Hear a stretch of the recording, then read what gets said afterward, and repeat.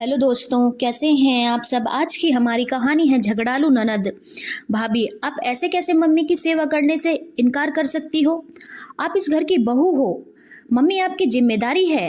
अपनी जिम्मेदारी से मुंह मोड़ना एक बहू को शोभा नहीं देता। रुचि अपनी भाभी सोनाली को सुनाते हुए बोली। यह सब सुनकर सोनाली अपने पति विजय की तरफ देखा तो विजय भी रुचि का साथ देते हुए बोला, मेरी तरफ क्या देख रही हो। दीदी गलत तो नहीं कह रही हैं। आखिर मेरी मम्मी की सेवा तुम्हारी पहली जिम्मेदारी है, पर तुम्हें तो अपनी जॉब की लगी हुई है।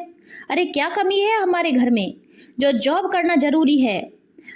आपका अपनी जॉब के लिए मम्मी की सेवा तक करने से इनकार कर रही हो। अरे इतना है, हमारे घर में कि बैठकर खाओगी तो भी खत्म नहीं होने वाला। रुचि फिर से बोली। दोनों भाई बहन बैठकर सोनाली को सुना रहे थे कि सोनाली उठी और अपने कमरे की तरफ जाने लगी। यह देखकर विजय ने कहा, तुम्हें थोड़ी शर्म भी है। हम तुमसे बातें कर रहे हैं और तुम हमें इग्नोर करके जा रही हो। देखो, मुझे कल सुबह बेंगलुरु के लिए निकलना भी है। टाइम से सोऊंगी तभी तो टाइम से उठकर जा पाऊंगी। सोनाली ने जवाब दिया और अपने कमरे में चली गई। यह देखकर रुचि बोली, विजय बड़ा सिर चढ़ा रखा है तुमने सोनाली को।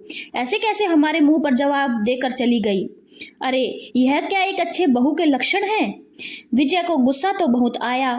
वह सोनाली से बात करने के लिए कमरे में जाने लगा कि इतने में मम्मी के कराने की आवाज आई। सुनकर दोनों भाई बहन पहले मम्मी के कमरे में गए। कमरे में जाकर रुचि ने मम्मी को दवाई दी और रुचि वहीं कमरे में बैठ गई। तभी रुचि विजय से बोली, विजय तुम जाकर एक बार भाभी से बात करो। वह रुक जाए तो बेहतर है। वैसे भी यह बहू की जिम्मेदारी होती है। उनकी जिम्मेदारी यहाँ बेटी होकर मुझे निभानी पड़ रही है। क्यों, तुम दोनों थक गए मेरी सेवा करके।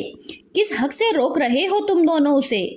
पैदा मैंने तुम दोनों को किया था, उसे नहीं। जब तुम दोनों को ही मेरे सेवा करने में रोना आ रहा है तो उससे क्या उम्मीद कर रहे हो। मम्मी कैसी बात कर रही हो तुम। सास ससुर की सेवा करना तो बहू का फर्ज होता है और तुम्हारी बहू को अपना फर्ज याद ही नहीं है।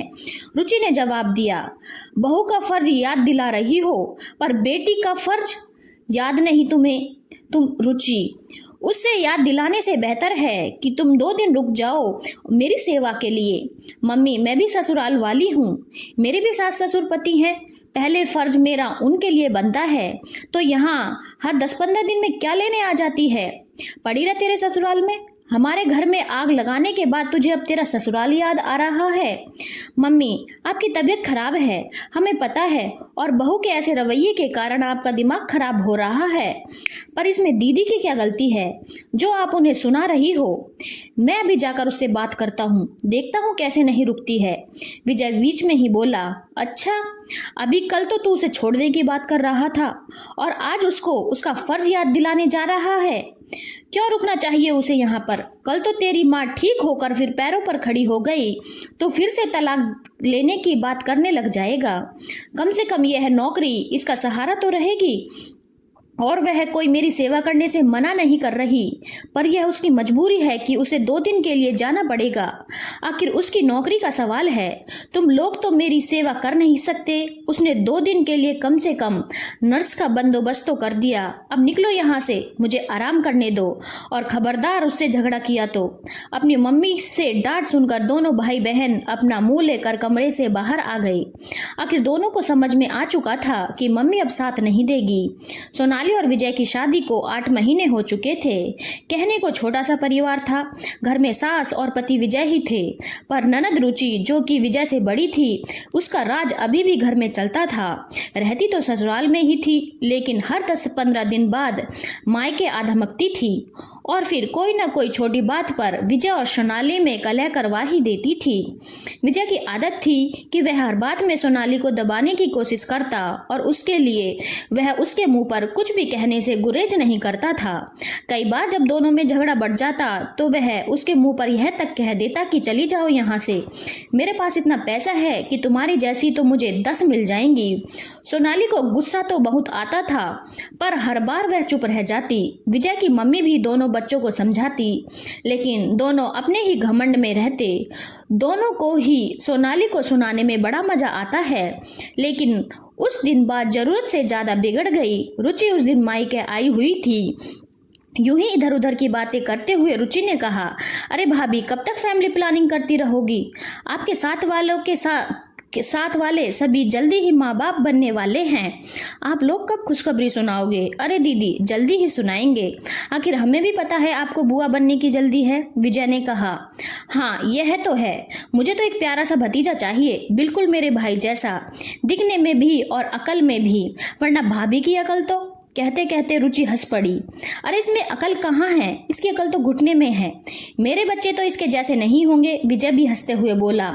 अच्छा, इतनी ही परेशानी थी तो फिर मुझसे शादी ही क्यों की थी? सोनाली थोड़े गुस्से में बोली। मती मारी गई थी मेरी जो तुमसे शादी कर ली, वरना तुम्हें पूछता कौन? आप देख लो ना, खुद ही इतना पैसा घर में है, फिर भी नौकरी कर रही हो। मैं नौकरी कर रही हूँ क्योंकि तुम्हें एहसान जताने की आदत है।